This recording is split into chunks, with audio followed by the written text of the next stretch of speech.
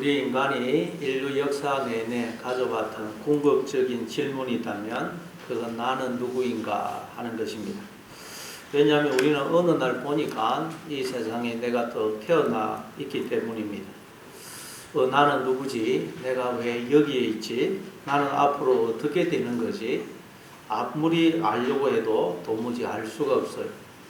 그런데 놀라운 것은 이 세상에 태어난 인간들 중에 그걸 아는 사람이 아무도 없더라는 거예요. 아무도 내가 누구며 왜 여기에 있는지, 앞으로 나는 어떻게 되는지 아는 사람이 아무도 없어요. 그러니까 이런 점에서 모든 인간은 기억 상실증에 걸려 있다고 할 수가 있습니다. 우리가 그 영화나 방송을 통해서 어떤 사고나 충격 때문에 기억 상실증에 걸린 사람들의 이야기를 접하게 됩니다. 기억 상실증에 걸리게 되면 지금까지의 모든 기억을 다 잃어버려요. 내가 누구며 뭐 하던 사람인지 전혀 기억이 안 납니다. 뿐만 아니라 부모도, 형제, 자매, 남편, 아내, 자녀, 친구도 전혀 기억이 안 나요. 한마디로 나를 잃어버린 것입니다. 얼마 전에도 신문에 보니까 결혼한 지 한 2년 된 부부인데 그 부인이, 아내가 사고로 기억 상실증에 걸렸어요.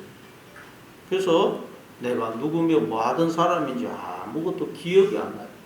어떤 남자가 와가지고는 여보 내가 당신 남편이요 그러는데 완전히 낯선 사람이에요. 나는 당신 몰라요. 가까이 오지 마세요. 그렇지 아무리 남편이라고 그래도 나는 전혀 기억이 없는 낯선 남자인데 어떻게 가까이 할 수가 있겠어요.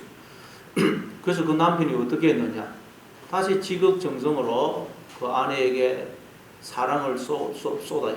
그래서 부인이 마음의 문을 열자 다시 청혼을 해가지고 결혼을 다시 했다는 그런 기사를 봤습니다. 말하자면 지금 우리 인간이 그렇다는 거예요. 원래 하나님이 우리에게 장가를 오셔서 하나가 되어주심으로, 남편이 되어주심으로 우리가 이렇게 다 생명으로 존재하고 있다 그랬어요. 그런데 우리가 마음으로 하나님을 떠남으로 기억을 다 잃어버리고, 기억을 내가 누구며 왜 여기에 있는지, 하나님은 어떤 분이신지, 하나님과 내가 어떤 관계에 있는지 아는 게 전혀 없어요. 그래서 하나님이 어떻게 하신다고요? 다시 우리에게 당신의 전부를 주시는 사랑을 쏟아주시면서 내가 너를 생명으로 존재케 해주는 너의 아르케, 본질이고 뿌리고, 내가 너의 머리고, 내가 너의 남편이야, 너는 내 신부야, 그렇게 알려주시는 거예요. 그렇게 해서 하나님이 다시 우리에게 청혼을 하시는 것입니다.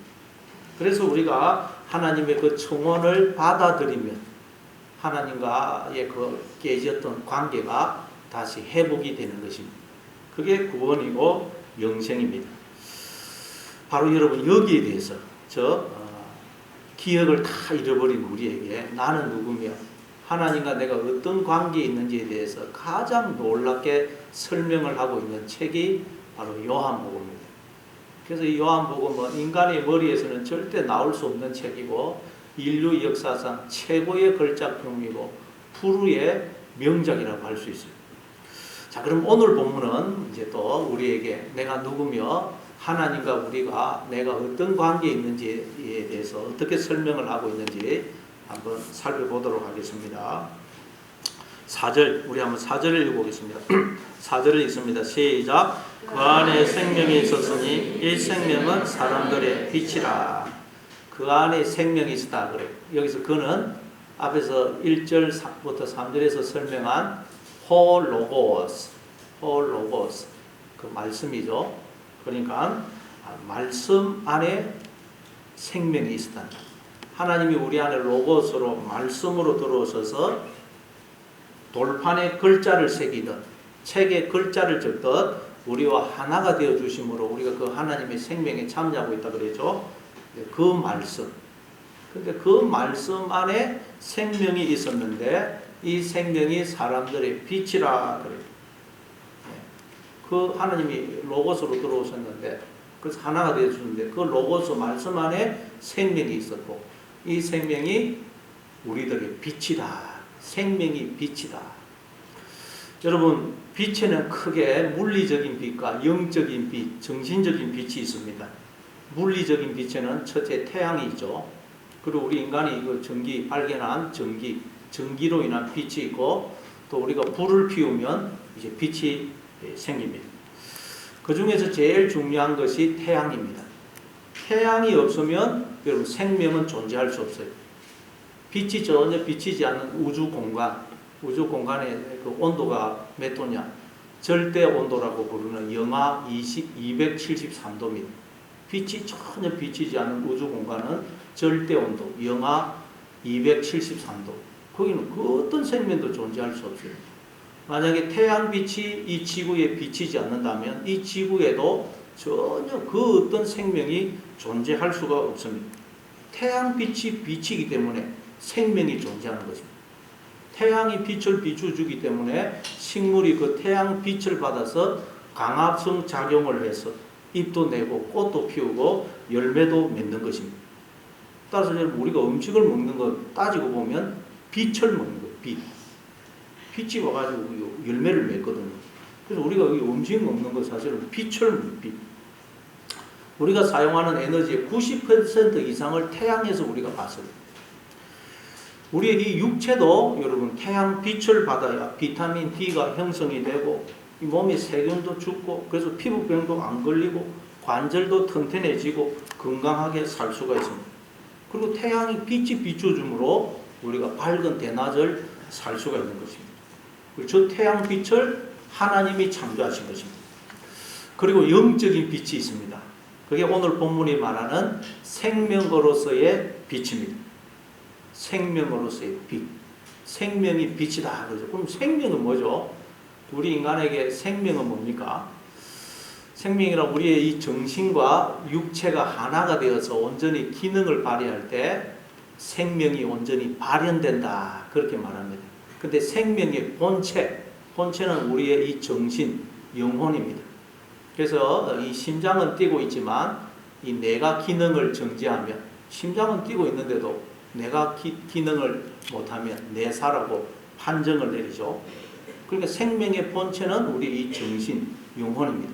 이게 생명입니다. 따라서 로고스, 말씀 안에 생명이 있었고 이 생명이 사람들의 빛이라는 말은 하나님이 우리 안에 로고스로 즉 생명의 빛으로 들어와 주심으로 우리가 그 빛에 참여하여 다 이렇게 자의식이 생겨서 생각을 하고 감정을 느끼고 온갖 은사, 재능, 능력, 힘들을 발휘하고 말을 하는 자로 존재하고 있다는 것입니다. 그런 점에서 요한일서 1장 5절에 보면 하나님이 빛이시다 그러죠. 하나님이 빛. 하나님이 우리 안에 빛으로 들어와 주심으로 우리가 지금 그 빛에 참여하고 있다는 거예요. 그래서 우리의 이 뇌도 여러분 아주 고성능 그 컴퓨터로 촬영을 해보니까 뇌의 어떤 부분에 빛이 반짝 이렇게 임하니까 빛이 반짝 생기니까 그 다음에 인간들이 어떤 감정을 느끼고 어떤 생각을 하게 되더라는 거예요. 빛이 먼저 있으니까 뇌에 빛이 반짝하니까 그 다음에 감정을 느끼고 생각을 하게 되더라는 거예요. 빛이 먼저 임해야 돼. 빛이. 그래서 우리가 상황 판단이 빨리 안 되는 사람을 두고 저 사람 저거 참 행강등이네 그런 말을 하죠. 옛날에 그 백열등은 저는 탁 올리면 바로 불이 왔는데 행강등 켜고 나서 깜빡깜빡 몇 분 해야 불이 오거든요. 그래서 행강등이다 그랬어요. 자, 그러니까 여러분 지금 여러분이 다 지금 멀쩡한 정신으로 앉아서 다 생각을 하면서 설교를 듣고 있는 것도 어떻게 해서 그렇다고요? 하나님이 여러분 안에 지금 빛으로 들어오셔서 빛을 자꾸 비춰주시기 때문에 여러분이 그 빛에 참여해가지고 다 지금 생각을 하고 판단하고 지금 그렇게 멀쩡하게 존재하고 있다는 거예요. 그런데 인간들이 자기들 안에 주어진 그 빛을 도둑질 해가지고 마치 그 빛이 자기가 만들어낸 자기의 빛이냐, 즉 자신이 빛이냐 착각을 하더라는 거예요. 그게 5절입니다. 오늘 보면 5절. 자, 5절을 읽습니다. 5절 같이 읽습니다. 시작. 빛이 어둠에 빛이 돼 어둠이 깨닫지 못하더라. 이 말 무슨 말이냐? 하나님이 우리 안에 빛으로 들어와 주셔서 빛을 비추어 주심으로 우리가 그 빛에 참여하여 다 이렇게 생명으로 존재하는데 인간들이 내 안에 주어진 이 빛이 내가 만들어낸 나의 빛이냐 내가 빛이냐 착각을 하더라는 거예요. 자기가 빛의 자리를 차지해 버리더라는 거예요. 하나님의 빛을 인간의 빛으로 바꿔버린 거예요. 그게 말하자면 빛이신 하나님을 죽인 것입니다. 빛을 죽인 거예요. 빛을 죽이더니 어떻게 되느냐? 인간들이 내가 누군지, 내가 왜 여기 있는지, 하나님과 내가 어떤 관계인지 전혀 알지를 못하더라. 기억 상실증이 걸려버리더라. 다시 말해서 빛을 비춰줬는데 그 빛이 인간들 속에서 빛의 역할을 전혀 못하더라는 거예요. 인간들이 그 빛을 도둑질 해가지고 자기가 빛이냐 착각을 하니까 그 빛이 빛의 역할을 못하더라는 거예요. 그러면 그 빛이 빛입니까? 어둠입니까? 그래서 성경은 그 역할을 못하는 빛을 두고 어둠이라 하고, 어둠. 그걸 두고 오늘 본문이 빛이 어둠의 빛이 돼 어둠이 깨닫지 못하더라. 내가 어떻게 해서 이렇게 빛으로 존재하는지, 생명으로 존재하는지, 내가 누군지, 하나님과 내가 어떤 관계에 있는지 전혀 모르더란 거예요. 그래서 빛을 잃어버리니까 인간들이 어둠 속에 온갖 미신과 무지와 목매와 악습에 사로잡혀 살더라는 거예요.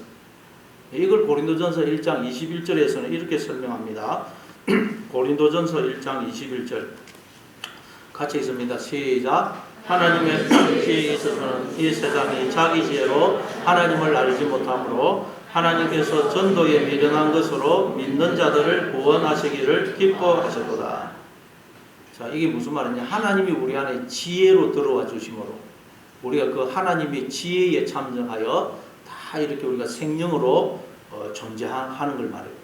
그랬더니 인간들이 자기들 안에 주어진 그 지혜를 도둑질해가지고 이 지혜가 마치 내가 만들어낸 나의 지혜인 양 하나님의 지혜를 인간의 지혜로 바꿔버리더라고요. 그러나 그렇게 인간의 지혜로 바꾸어진 그 지혜를 가지고는 하나님을 알 수가 없다는, 하나님을 알 수가 없다는 말은 하나님이 나를 나이게끔 나를 나로 존재케 해주는 아르케, 본질, 뿌리, 머리, 참나가 되신다 그랬죠. 그래서 하나님을 알지 못한다는 말은 내가 누군지를 모른다. 하나님의 지혜를 도둑질해가지고 자기의 지혜이냐, 자기가 원래부터 지혜이냐 착각을 하니까 그 지혜를 가지고는 인간이 내가 누군지, 내가 왜 여기 있는지, 하나님과 내가 어떤 관계에 있는지, 나는 앞으로 어떻게 되는지 아무것도 알지를 못하더랍니다. 그래서 하나님 어떻게 하신다고요? 전도에 미련한 방법으로 믿는 자들을 구원하기를 기뻐하신다. 하나님 우리 안에 속에 빛으로 들어왔는데 그 빛을 인간들이 어둠으로 바꿔버리기 때문에 하나님이 바깥에서 다른 누군가를 종을 보내서 바깥에서 복음의 빛을 자꾸 비추어서 우리 안에 어두워져 버린 그 빛을 다시 빛으로 회복시키는 방법으로 우리를 구원하신다. 종을 보내어서 자꾸 바깥에서 야 너는 이런 사람이고 하나님과 너는 이런 관계에 있어 라고 가르쳐 줘야 인간은 비로소 아 나는 누구며 하나님과 나는 이런 관계에 있는 것이구나 알 수가 있다는 거예요. 우리가 천국에 가면 여러분 누가 그럴 필요가 없어요.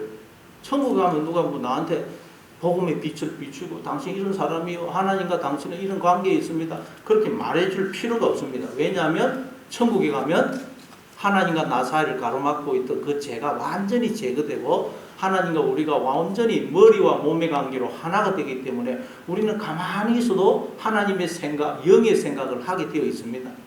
그러나 이 땅을 사는 동안은 하나님과 나 사이를 죄가 딱 가로막고 있기 때문에 가만히 있으면 우리는 육의 생각을 하게 되어 있다. 그래서 하나님은 항상 바깥에서 다른 누구를 보내서 종을 보내서 우리에게 복음의 빛을 비춤으로 내 안에 어두워진 그 빛을 다시 빛으로 살아나게 하시는 방법으로 우리를 구원하신다. 그래서 우리는 계속 복음의 빛 앞에 나와야 된다는 거예요.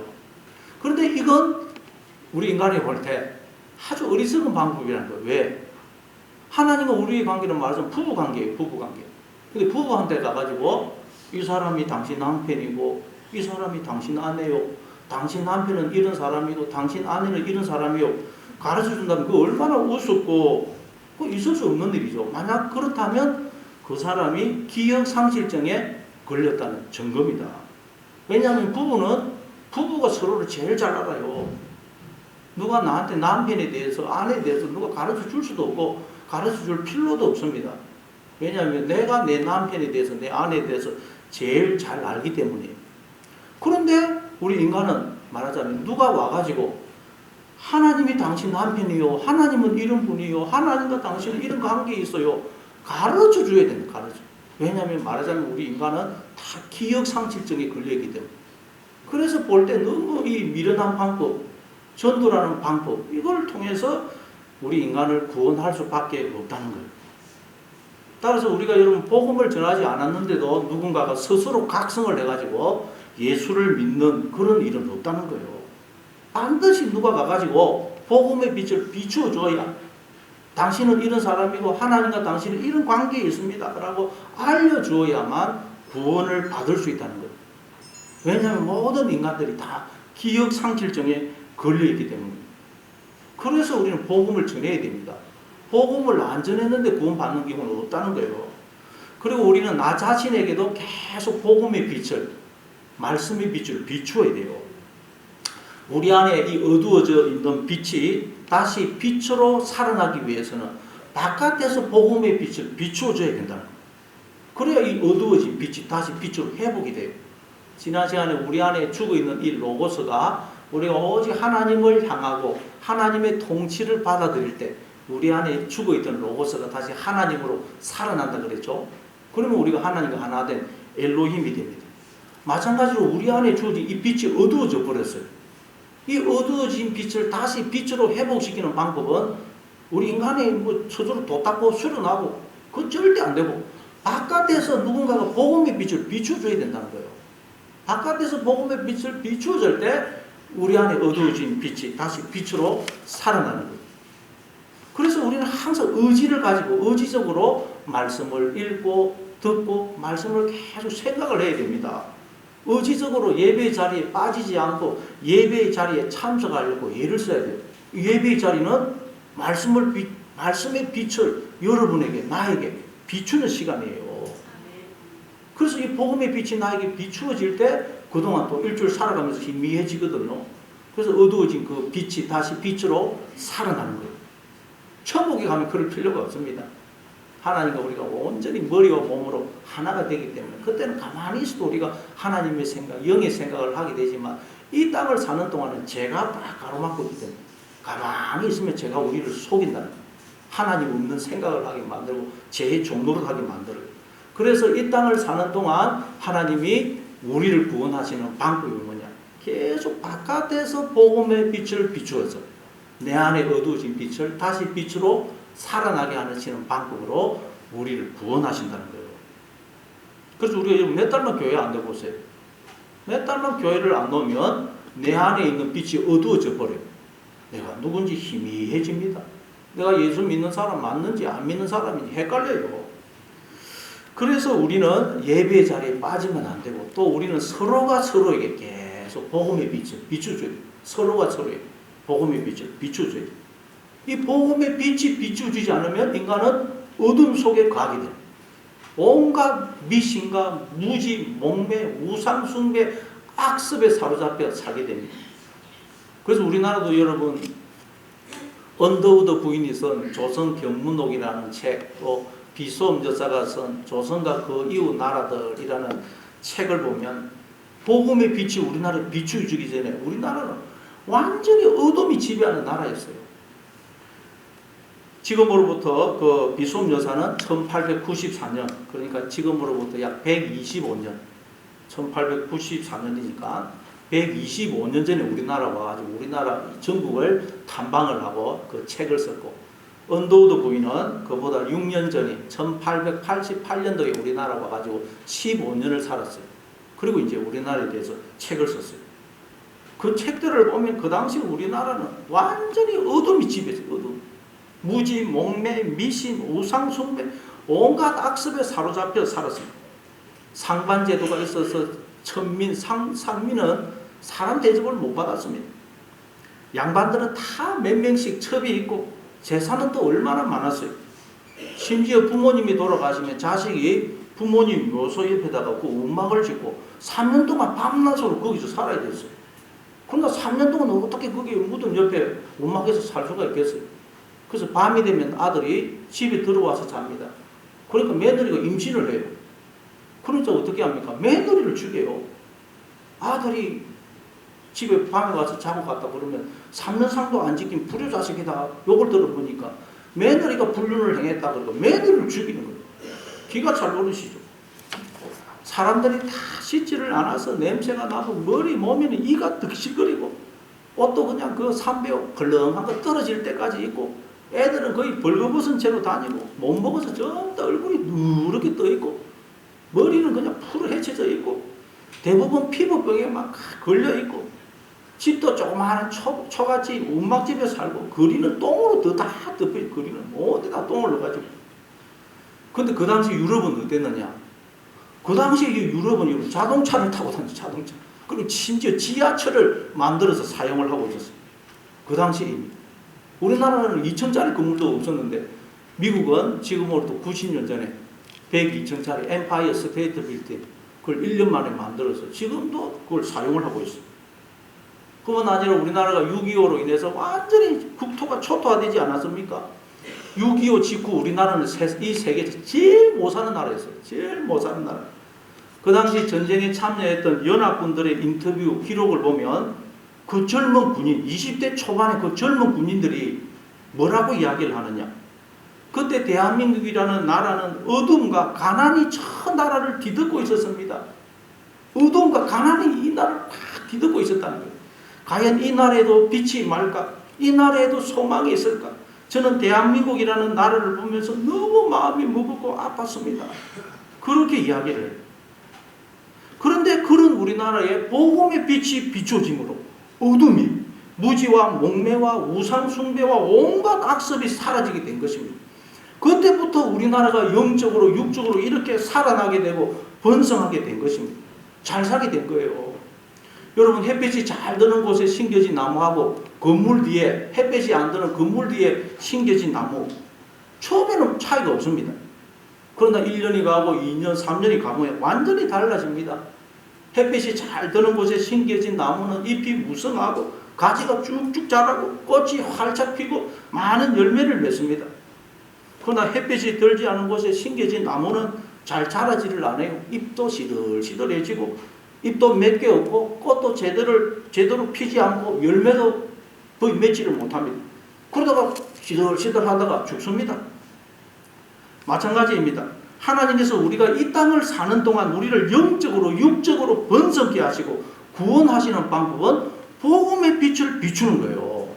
복음의 빛을 비출 때 우리에게서 어둠과 냉기가 사라지고 우리가 자라서 잎이 무성해지고 많은 열매를 맺게 되는 것입니다. 건물 뒤에 심겨진 그 나무 그 햇볕을 안 보니까 여름에는 시원하게 좋겠죠. 그러나 그러면 점점 약해지고 죽는 것입니다.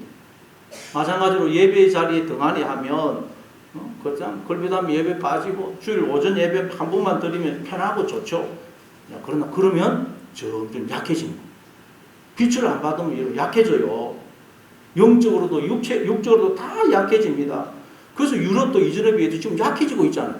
미국도 이전에 비해서 많이 약해졌어요. 왜? 복음의 빛이 지금 꺼져가고 있거든요. 복음의 빛이. 그러면 어둠이 온갖 무지, 목매, 미신, 악습이 들어와요. 항상 인류 역사를 보면 복음의 빛이 비추는 그곳이 살아나요. 복음의 빛이 비치면 확 살아납니다. 저희 가정도 완전히 우환이 들어서 망할 직전에 우리 예수님, 저희 어머님이 예수님 믿고 살아났어요. 식물은 여러분 살기 위해서 다 빛이 있는 쪽으로 몸을 텄니다. 그렇죠? 빛을 있는 쪽으로 향해요. 그걸 주광성이라 그럽니다. 마찬가지로 하나님의 백성은 누가 안 시켜도 복음의 빛 앞으로 나오는 것입니다. 왜냐하면 그게 사는 길이고 번성하는 길이고 풍성한 열매를 맺는 길이라는 것을 알기 때문에. 그러니 여러분 늘 복음의 빛 앞으로 나오셔서 복음의 빛에 여러분을 비추심으로 갈수록 번성해지고 풍성한 열매를 맺으시는 여러분 다 되시기를 바랍니다. 이걸 증언을 하기 위해서 보냄을 받은 사람이 있다 그래요. 자, 그 사람이 누구냐? 우리 6절부터 8절까지 한번 읽어보겠습니다. 6절부터 8절 같이 있습니다. 시작. 하나님께로 보내심을 받은 사람이 있으니 그의 이름은 요한이라.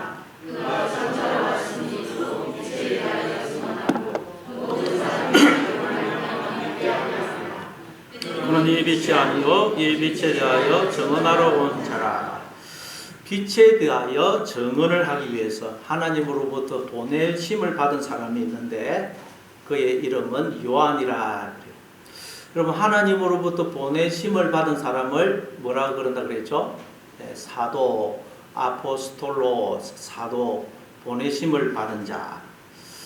보내다가 아포스텔로인데 아포스톨로스는 그 보내다라는 뜻의 아포스텔로라는 동사의 명사형입니다. 그러니까 여러분 우리는 뭐 사도라는 것은 어떤 특별한 사람을 가리킨 게 아니고 우리가 다 사도라고 그랬죠. 우리는 다 하나님에 의해서 이 세상에 보냄을 받은 자들이에요. 그래서 보냄을 받은 자의 이름을 두고 요한이라고 해요. 요한. 이 요한은 헬라어고 히브리어로는 예호하나, 예호하나, 여호와라는 뜻의 예호바. 정확하게 히브리어로 하면 예호바거든요. 예호바. 그리고 은혜를 베풀다. 하나이라는 단어의 합성에. 그러니까 요한, 예호하나이라는 이름의 뜻은 뭐냐? 하나님이 은혜를 베푼 자 또는 하나님으로부터 은혜를 받은 자라는 뜻이에요. 그러니까 우리는 다 하나님으로부터 은혜를 받고 이 세상에 보냄을 받았다는 거예요. 이 세상에 태어나는 모든 인간들은 다 하나님으로부터 은혜를 받고 이 세상에 태어나는 거예요. 은혜를 받지 않고 이 세상에 태어나는 인간은 아무도 없습니다. 자, 그럼 은혜가 뭐라 그랬습니까? 은혜. 하나님이 우리를 찾아오시는 것. 그게 은혜죠. 즉 하나님이 우리에게 장가를 오셔서 우리와 하나가 되어주시는 걸 은혜라 그래요. 은혜. 그러니까 모든 인간들은 어떻게 해서 이 세상에서 태어나느냐? 하나님이 은혜를 베푸심으로, 즉 하나님이 로고스로, 영으로, 빛으로 장가를 와서서 하나가 되어주심으로 이 세상에 생명으로 태어난다는 거예요. 뭐 하기 위해서요? 왜 이 세상에 태어난다고요? 빛에 대해서 증언하기 위해서. 아, 나는 빛이 아닌데 하나님이 내 안에 빛으로 들어와 주심으로 내가 그 빛에 참여하고 있는 것이구나 하는 것을 알고 빛이신 하나님, 머리 되신 하나님의 그 통치를 받아들임으로 빛을 비추기 위해서, 즉 우리도 빛이 되기 위해서 이 사명을 가지고 우리가 이 세상에 보냄을 받았다는 거예요. 그런데 인간들이 마음으로 하나님을 떠남으로 자기가 빛인 줄 착각을 함으로 자기들 속에 주어진 빛이 어두워져 버린 거예요.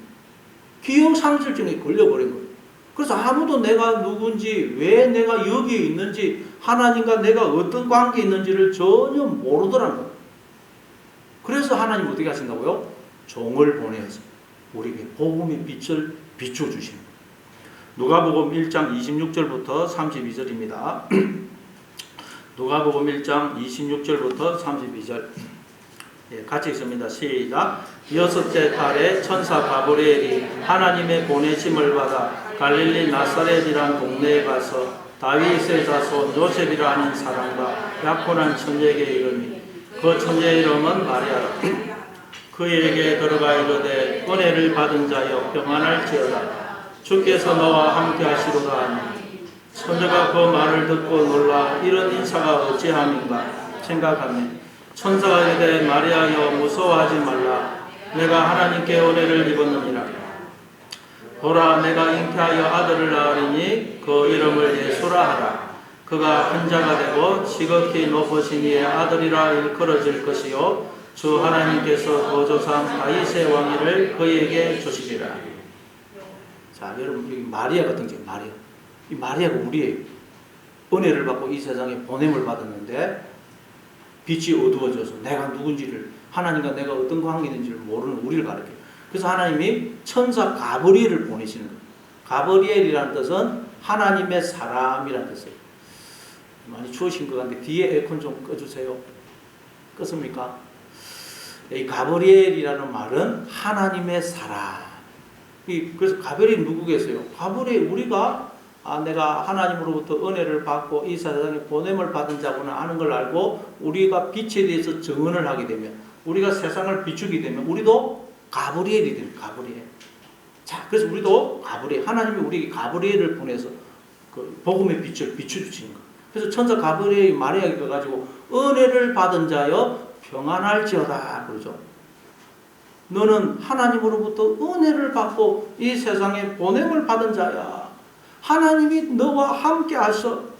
그래서 너 안에 생명이 주어져 있는 거야. 그러니 하나님께로 돌아와서 빛이시고 머리이신 하나님의 그 통치를 받아들임으로 하나님의 모든 생명과 복에 그 하나님의 통치에 하나님의 모든 기쁨과 즐거움에 참여해야 하고 복음의 빛을 비추는 거예요. 가브리엘이 와서 마리아에게. 여러분 이처럼 우리는 다 하나님으로부터 은혜를 받고 하나님으로부터 모든 권세, 권한을 위임을 받아. 즉 빛을 받아. 우리 안에 빛을 받아서 이 세상의 빛에 대해서 정언을 하러 온 거예요. 정언. 이 어두운 세상에 빛을 비추라고. 즉 그렇게 해서 우리도 빛이 되라고 그 사명을 받고 우리가 이 세상에 보냄을 받아요. 그런데 우리가 다 이 빛이 어두워진 거예요. 시편 105편 17절부터 22절입니다. 시편 105편 17절부터 22절 같이 읽습니다. 시작. 그가 한 사람을 앞서 보내셨으며 요셉이 종으로 팔렸도다. 그의 발은 찹불을 차고 그의 몸은 쇠사슬에 매였으니 그 여호와의 말씀이 응할 때까지라. 그의 말씀이 그를 단련하였도다. 왕이 사람을 보내어 그를 석방하며 무백성의 통치자가 그를 자유롭게 하였도다. 그를 그의 집의 주관자로 삼아 그의 모든 소유를 관리하고 하고 그의 뜻대로 모든 신하를 다스리며 그의 지혜로 장로들을 교훈하게 하였도다. 하나님의 애굽 땅에 기근을 보내시기 전에 요셉을 먼저 그 애굽에 보내셨다 그래요. 겉으로 보면 요셉이 어떻게 해서 애굽에 갑니까? 형들에 의해서 팔려가죠. 근데 성경은 그게 아니고 요셉을 하나님이 애굽에 보내셨다는 거예요. 그래서 창세기 45장에도 보면 요셉이 형들을 만나서 이곳에 나를 보내신 분은 당신들이 아니고 하나님입니다. 하나님이 이 기근에 우리를 구원하시려고 저를 먼저 이 애굽에 보내셨습니다. 그렇게 고백을 하죠. 여러분, 우리는 하나님에 의해서 이 세상에 보냄을 받은 자라는 거예요. 따라서 우리는 늘 나는 하나님으로부터 은혜를 받고 하나님의 모든 권한을 위임을 받고 즉 빛을 받았어. 이 빛을 이 어두운 세상에 비추라고 보냄을 받았다 하는 걸 기억해야 돼요. 나는 왜 태어났을까? 나는 왜 이 가정에 왜 이 나라에 이 모습으로 태어났을까? 왜 태어났다고요? 빛에 대해서 증언을 하라고 빛을 비추라고 그래서 빛이 되라고 이 세상에 보냄을 받았다는 거예요. 보냄을 하나님에 의해서. 그냥 태어난 사람은 아무도 없다는 거예요. 나는 이 시대의 이 민족 이 나라에 보냄을 받았고 이 가정에 이 교회에 보냄을 받았고 이 학교 이 직장에 보냄을 받았다. 지금 내가 있는 이곳에 보냄을 받았다. 이 모습으로 보냄을 받았다 하는 것을 기억해야 돼요. 뭐 하기 위해서예요? 빛을 증언하기 위해서. 그 말은 어두운 세상에 빛을 비추기 위해서. 그렇게 해서 우리도 빛이 되도록 하기 위해서 보냄을 받았다는 거예요. 그런데 우리가 이걸 알지 못하면 빛에 대해서 증언을 못하면 빛을 비추지 못하면 어떻게 된다고요? 요셉이 어떻게 되더라고요? 종으로 팔려가지고 발은 착고에 차이고 몸은 쇠사슬에 매인 채 종노릇 하다는 종노릇. 우리 이걸 알지 못하면 빛을 증언하지 못하고 빛을 비추지 못하면 내가 빛이 못되면 우리는 죄의 종이 되어서 착고에 발이 채이고 몸은 쇠사슬에 묶인 채 종노릇 하는 거예요. 감옥에 갇힌 채로 지내요. 감옥에 갇힌 채. 그러니 여러분 어떻게 인생에 기쁨이 있고 감사가 있겠어요? 뭐 착고에 차이고 쇠사슬에 묶이고 감옥에 지내는데 무슨 기쁨 감사가 있겠어요? 늘 불평 원망 짜증이 그치지 않는 거예요. 왜 그렇다고요? 내 안에 주어진 빛이 어두워져 버려서 그래요. 내 안에 주어진 빛이 어두워져 버려서. 그래서 요셉이 하나님의 말씀이 응할 때까지 발은 착고에 차이고 몸은 쇠사슬에 묶인 종으로 감옥에 갇힌 죄수로 살더라는 거예요. 말씀이 응할 때까지. 하나님의 말씀이 응한다는 말은 나는 하나님으로부터 은혜를 받고 빛을 받아서 이 빛에 대해서 증언을 하라고 빛을 비추라고 나도 빛이 되라고 이 세상에 보냄을 받은 것이구나 하는 걸 깨닫고 빛을 비추는 걸 말해요. 내 안에 어두워진 빛이 다시 빛으로 살아나는 걸 말해요. 그걸 말씀이 응할 때까지라고 합니다. 그래서 요셉이 여러분 창세기에 보면 요셉이 언제 감옥에서 나옵니까? 어떻게 하자 감옥에서 나오죠? 애굽 왕 바로의 꿈을 해석을 해주니까 감옥에서 나오더라는 거예요. 우리도 여러분 마찬가지예요. 꿈을 해석을 못하면 전부 다 감옥에 갇힌 채로 지냅니다. 사고에 채이고 쇠사슬에 묶인 종으로 살아요. 종. 삼손처럼 눈알 뽑혀가지고 재수가 되고 맷돌 돌리는 인생을 사는 거예요. 우리도 다 꿈을 해석해야 돼요. 애굽 왕 바로의 꿈. 애굽 왕 바로는 다 자기가 자기의 주인이 왕이 되어 살아가는 우리를 상징한다 그랬어요. 우리는 다 내가 나의 주인이 왕이 되어서 살아가요. 내 인생은 나의 내 마음대로 살 거야. 그러면서 살아가요. 그런데 그렇게 해서 살아가는데 그 인생을 아무도 해석을 못하다는 거예요. 해석을. 그래서 인류 역사 내내 여러분 도대체 인생에는 어떤 의미가 있고 목적이 있습니까? 거기에 대해서 답을 한 사람이 아무도 없어요. 요즘 여러분 어떤 그 지성인들도 인생에는 아무런 의미도 목적도 없다. 네 마음대로 살아라 그래요. 그 모르더라는 거예요. 그러면 그 사람에게 있어서 인생은 뭐가 된다고요? 아무런 의미도 목적도 없는 꿈과 같은 것이 되는 꿈. 꿈이라는 건 아무런 의미도 목적도 없잖아요. 우리도 인생을 해석을 못하면 우리의 인생은 꿈에 불과하게 되는 것입니다. 죄의 종로로 타는 감옥에 갇힌 인생을 살게 되는 거예요. 그런데 이제 우리가 인생을 해석을 하게 되면 빛에 대해서 증언을 하게 되면 우리 안에 어두워진 빛이 다시 빛으로 회복이 되어서 빛을 비추고 우리가 빛이 되면 우리는 감옥에서 나와서 뭐가 됩니까? 애굽의 총리가 되는 거예요. 하나님과 하나 되어 하나님의 그 왕대심의 통치의 모든 생명과 복의 기쁨과 즐거움에 참여하게 되는 거예요. 그래서 거기 시편에 보니까 왕이 사람을 보내어 그를 석방했다 그러죠. 우리 스스로는 절대 석방될 수 없어요. 그래서 하나님, 왕은 여기서 왕은 하나님을 상징합니다. 하나님이 종을 보내어 바깥에서 복음의 빛을 비추어 줌으로. 그래서 요셉이 그 복음의 빛을 받아서 그 자기 속에 있는 어두워진 빛이 다시 빛으로 회복이 되므로 그가 감옥에서 나오게 되더라는 거예요. 우리 스스로는 아무리 여러분이 돌을 닦고 명상하고 수양해도 안 됩니다. 복음의 빛 앞으로 나와야 돼. 복음의 빛. 복음의 빛이 우리에게 비추어질 때 우리 안에 어두워진 빛이 다시 빛으로 회복이 되면서 우리가 여러분 죄의 종로로 사는 데서 감옥에서 나오게 되는 것입니다. 그러면 우리도 빛이 되는 것입니다. 자, 마태복음 5장 14절부터 16절입니다.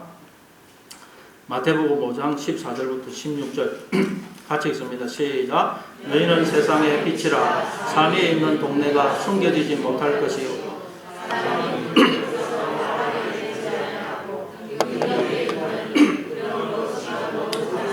빛이느니라. 이같이 너희 빛이 사람에게 비치게 하여 그들로 너희 착한 인치를 보고 하늘에 계신 너희 아버지께 영광을 돌리게 하라. 너희는 세상의 빛이라 그러죠. 원래 하나님이 우리 안에 빛으로 들어와 주셨거든요. 그래서 우리도 빛을 가진 자, 즉 우리도 빛이에요. 빛. 자, 그러면 산 위에 있는 동네가 숨겨지지 않는다 그래요. 우리나라는 산 위로 올라갈수록 달동네죠.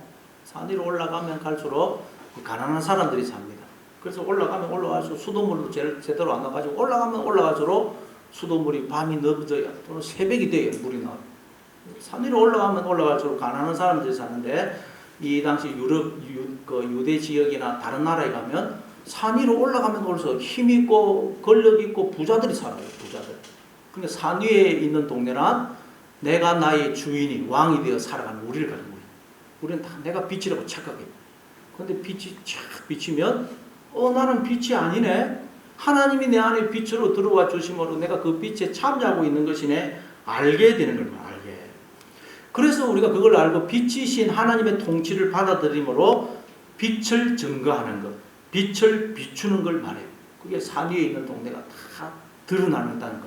우리는 이런 목적으로 지음을 받았고 또 이런 목적으로 세상에 보냄을 받았습니다. 빛을 비추라고. 빛이 되어라고. 그런데 인간들이 자기들 안에 주어진 그 빛을 스스로 어둠으로 만들어버리더라는 거예요.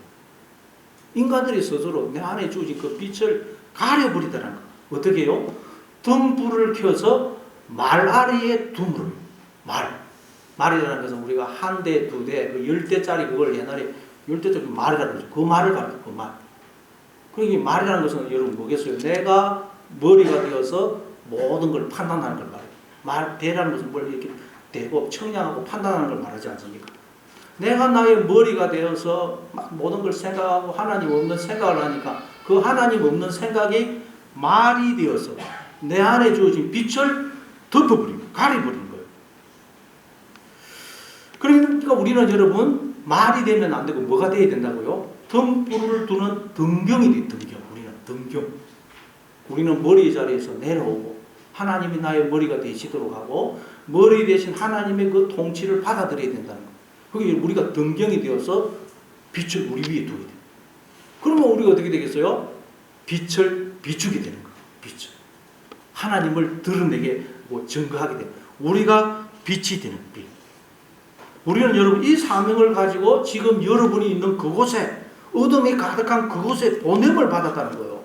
그런데 여기는 왜 이렇게 어둠이 많아? 여기는 왜 이렇게 어두워? 세상이 왜 이렇게 어두워? 그러면 안 된다는 거예요, 여러분. 우리는 그 어두운 세상에 빛을 비추라고 빛을 받아서 보냄을 받았다는 거예요. 왜 이렇게 어두워? 저 사람 왜 저래? 그러면 안 된다는 거예요. 우리는 하나님으로부터 모든 정권을 위임받아 빛을 받아 어두운 그곳을 비추라는 사명을 받고 보냄을 받는 거예요. 따라서 우리가 있어야 할 곳은 어디입니까? 어둠이 있는 곳이 어둠이 있는 그곳에 우리가 가야 됩니다. 여러분의 가정이 어둡습니까? 그러면 그곳이 여러분이 있어야 될 곳이에요. 어둠이 있으면 그곳이 우리가 가야 될 곳이에요. 하나님은 그곳에 빛을 비추라고 우리에게 빛을 주어서 우리를 이 땅에 보내셨다는 거예요. 에베소서 5장 8절 9절입니다. 에베소서 5장 8절 9절 같이 읽습니다. 시작. 너희가 전에는 어둠이더니 이제는 주 안에서 빛이라. 빛의 자녀들처럼 행하라. 빛의 열매는 모든 착감과 오로움과 진실함에 있느니라. 전에는 너희가 어둠이더니, 전에는 우리 속에 있는 빛이 어두워졌어요. 그러나 이제 우리에게 복음의 빛이 비추어짐으로 우리 안에 어두워져 있던 빛이 다시 빛으로 살아났습니다. 그러면 이제 우리도 빛이 되는 거예요. 빛을 소유한 자, 빛이 되는 거예요. 그래서 이제는 주 안에서 빛이라. 빛이라. 그러면 어떻게 된다고요? 우리는 어둠 있는 곳에 빛을 비춰야 돼요. 빛을. 어둠이 보입니까? 예, 여러분 그곳에서 빛을 비추시는 여러분 되시기를 바랍니다. 이사야서 60장 1절입니다. 이사야서 60장 1절 같이 읽습니다. 시작. 일어나라 빛을 발하라. 이는 내 빛이 이르렀고 여호와의 영광이 내 위에 임하였습니다. 예. 복음의 빛이 우리에게 비추어짐으로 우리 안에 어두워져 있던 빛이 다시 빛으로 살아난 거예요. 그러면 이제 우리는 이 빛을 끄면 안 됩니다. 내가 머리가 되어서 그냥 하나님 없는 생각을 해가지고 그것이 말이 되어서 빛을 가리면 안 된다. 우리는 빛이신 머리 대신 하나님의 그 생각, 판단, 결정, 뜻을 그대로 받아들임으로 우리는 등경이 되어서 빛이신 하나님을 비추는 자, 하나님을 드러내는 자, 사람들이 나를 통해서 하나님을 보고 듣고 만질 수 있는 그런 빛으로 살아가야 된다는 말씀입니다. 늘 이 사실을 기억하고 복음의 빛을 늘 나에게 비추어서 빛으로 살아가시는 여러분 다 되시기를 바랍니다.